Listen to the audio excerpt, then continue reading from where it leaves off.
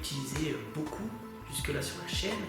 Et cette fois-ci, c'est plutôt un focus sur le tableau du garçon qui pleure, que vous avez aperçu dans l'enquête chez Asmodina et Marie-Lise, donc l'épisode 15, Antide à Arras. Donc ce tableau était présent dans cette maison, et on a Cyril qui a découvert ça par hasard en regardant la télé. Après le tournage de l'épisode chez Asmodina et Marie-Lise, je suis tombé sur une histoire concernant un tableau d'un petit garçon qui pleure, qui aurait tourmenté l'Angleterre dans les années 80. Et ce qui est drôle, c'est que c'est le même tableau que Virginie a beaucoup filmé pendant la soirée. Elle a beaucoup bloqué dessus.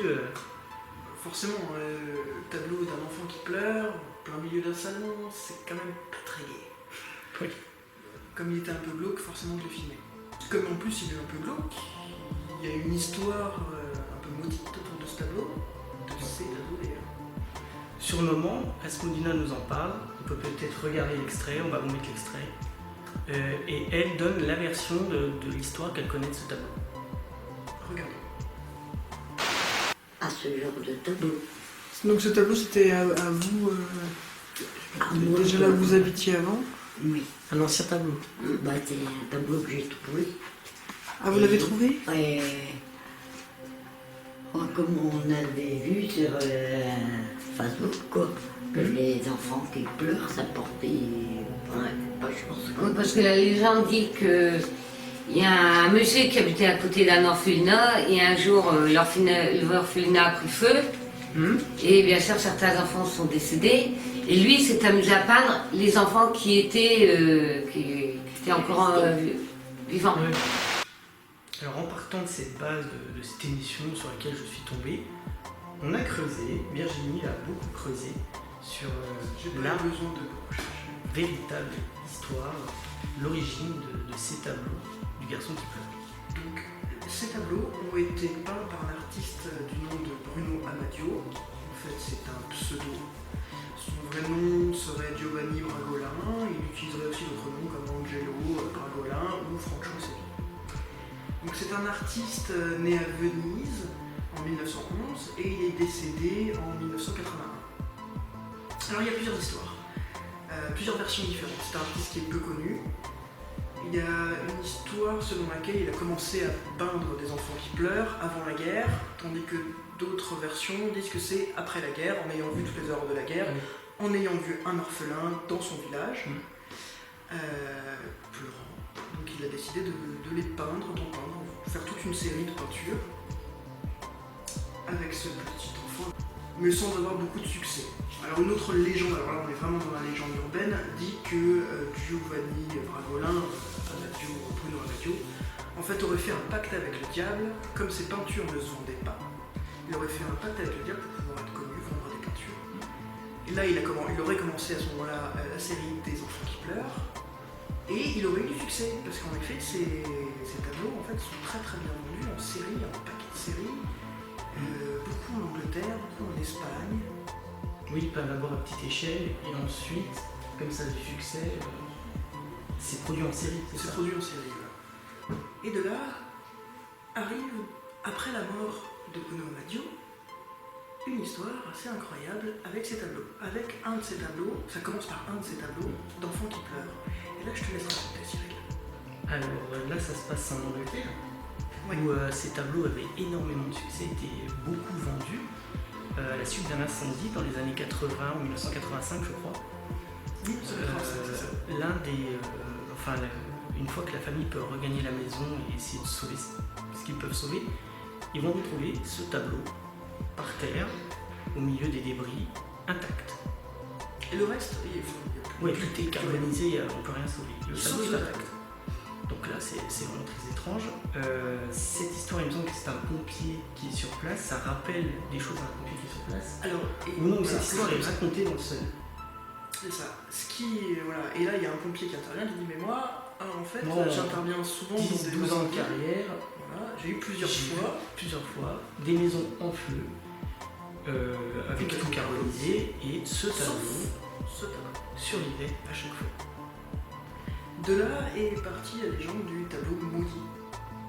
Oui. À cela, alors là aussi c'est très difficile à vérifier, surtout qu'en plus comme le peintre n'est pas très connu, c'est encore plus difficile à vérifier. Mais il se trouverait que le peintre Giovanni Bragolin, alias Bruno Amadio, lorsque justement dans son village il a découvert ce petit enfant abandonné, il est voulu l'adopter. Alors les gens du village lui disent ah, ne fais pas ça, cet enfant par malheur, il est maudit. Il est maudit.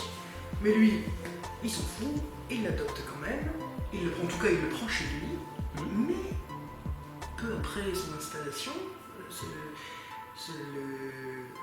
le cabinet d'artiste, l'atelier. Oui, l'atelier de Bruno. L'atelier de Bruno prend feu. Et je crois qu'il y a d'autres choses qui prennent feu. Avant ça, en fait, on a dit que ses parents étaient morts dans un incendie à cette petite enfant-là. Et donc voilà. Les parents de cet enfant sont morts dans un incendie. Bruno Amadio le prend avec lui et son atelier brûle. Donc il se débarrasse de l'enfant.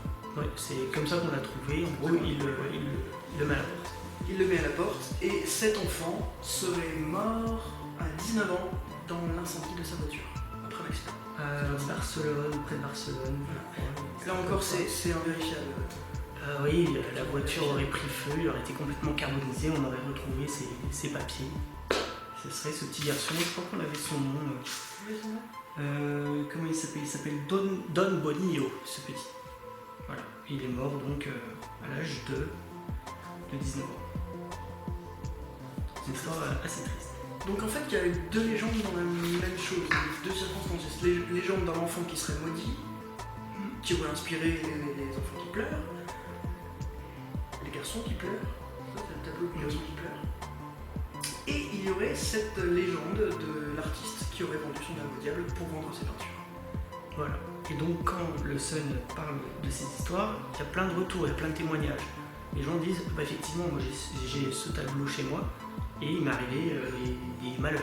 Ouais. Et donc le Sun aurait fait un appel, on pourra mettre les articles, aurait fait un appel en demandant aux personnes qui possédaient ce tableau de l'emmener et de faire un grand feu de joie, de se débarrasser de tous ces tableaux. Et ça a été fait. Il y a eu énormément de tableaux, donc ils ont fait ça en périphérique de Londres, je crois. Et ils ont brûlé tous les tableaux. Et quand on y pense, dans une période assez récente, on est dans les années 80, ah oui, mais après 85 quand même. C'est assez étonnant. Oui. Mais voilà, il y a quand même une autre explication. Ça c'est très intéressant, oui. Du coup, c'est pas le... Non, c'est la BBC. C'est la BBC qui a lancé une étude concernant ces tableaux, sur ce mystère. Et là, les résultats. Alors en fait, c'est des scientifiques qui étaient là-dessus. Et ils se sont rendus compte en fait que le tableau n'est pas maudit. C'est le tableau, il utilise une espèce de vernis. Oui, c'est ça, un vernis en fait qui est, comment on dit, incombustible. Oui, apparemment. Un vernis incombustible. Donc, quand il y a un incendie, le tableau ne brûle pas. Tout brûle autour, même la tâche, on va dire, le tableau tombe, mais est protégé par ce vernis incombustible. Et donc, c'est pour ça qu'on le retrouve à chaque fois. Donc là, on a vraiment une explication. Là, pour le coup, une explication scientifique. Mais il y a quand même eu une véritable psychose autour de ce tableau. Et là, on retrouve. Alors, justement, ce qui est rigolo, j'avais noté les circonstances de découverte de ces tableaux. Donc Marie-Lise, il appartient à Marie-Lise, elle m'a dit qu'elle l'a trouvé en 2013 sur un marché aux puces à Arras. Et quand je dis trouvé, elle a vraiment trouvé. Elle l'a pas acheté, il était abandonné dans la rue. Donc, ce qui peut se comprendre, hein, c'est plus très à la mode. Abandonné sur le trottoir. Donc elle a pris, il est en excellent état. Et on lui a quand même demandé, quand on a découvert toute cette histoire sur cette malédiction, sur ce tableau, s'il s'était passé quelque chose chez elle. Et donc elle m'a dit qu'avant ce nouveau logement dans lequel on est allé, elle a vécu dans 2 maisons et elle n'a eu aucun problème. Donc voilà. Donc le tableau n'est pas maudit. Maintenant, petite coïncidence quand même, rappelez-vous, quand on fait la séance Ouija, on tombe sur Dédé. Oui. Dédé qui nous dit qu'il a vécu dans cette maison à ce moment-là, enfin à ce moment-là non, il était décédé, mais qu'il a vécu dans cette maison et qu'elle avait été incendiée. Voilà, la cause de sa mort, 3 lettres.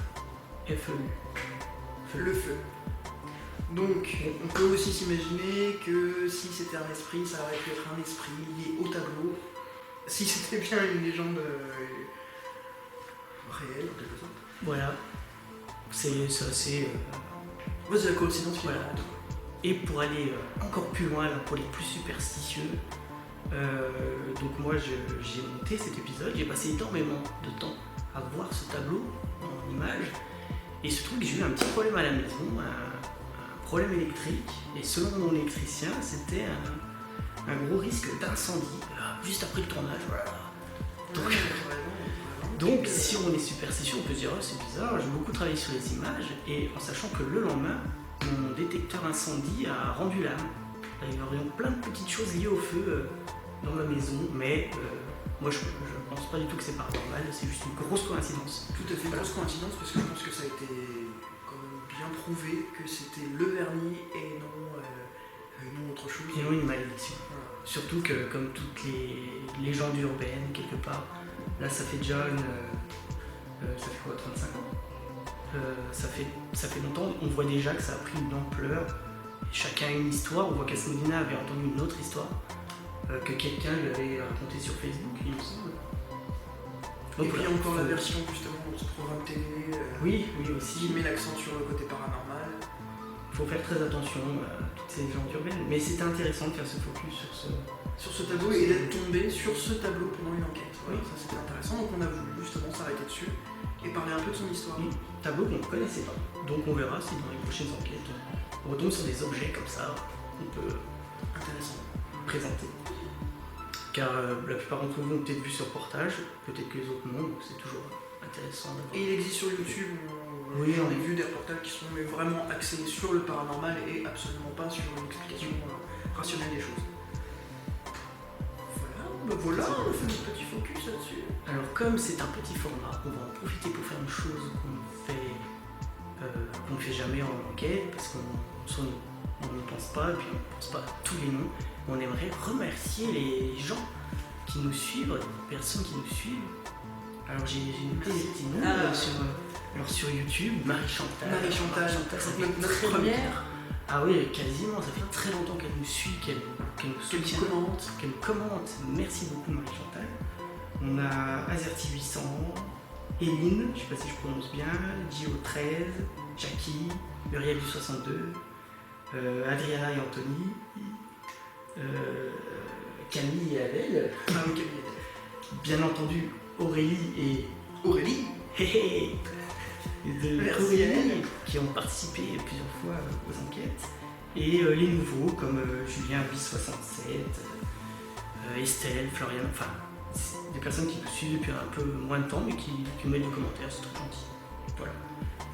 Sur Facebook. Sur Facebook, oui. On remercie Guy. Guy, Merci comme, Guy. comme ces derniers temps on le fait tout le temps.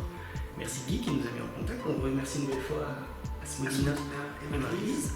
Merci à vous de nous avoir fait rentrer dans votre maison. Oui, merci beaucoup. On peut remercier, si on remercie Guy, Nancy. Merci Nancy. Angélique, qui nous commente beaucoup aussi sur Facebook, qui nous suit beaucoup.